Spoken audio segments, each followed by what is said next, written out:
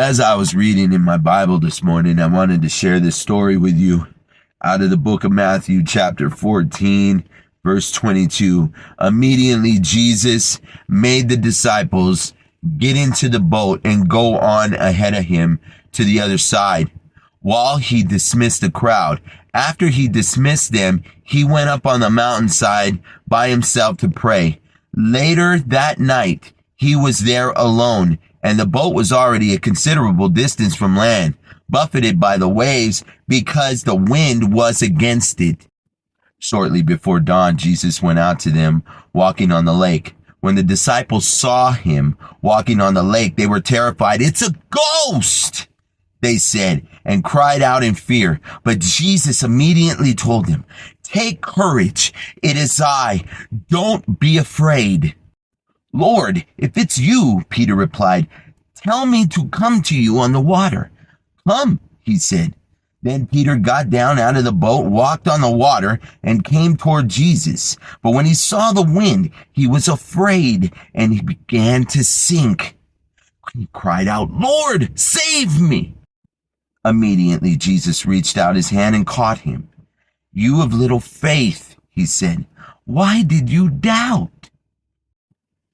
And I wanted to show you, we as believers, we're always trying to walk on water, aren't we? We're always trying to walk across that lake.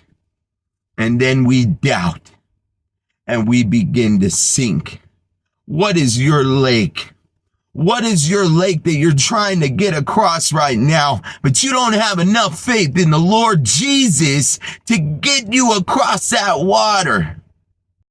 We're all struggling with something. All of us. But I truly believe that God is real. I truly believe that Jesus really did die on that cross. He really did walk on this lake. And he really can get you to walk across your lake. All you got to do is reach out your hand. Look, he's trying to hold you. He's trying to get you across. But you can't doubt. You got to believe. You got to believe. I believe that he's trying to get us out of that lake of fire. I believe that he wants us to go to paradise with him. And he'll get you across any lake. He'll get you across any obstacle in your life because he loves you and he died for you and he forgave you before you even knew any of this.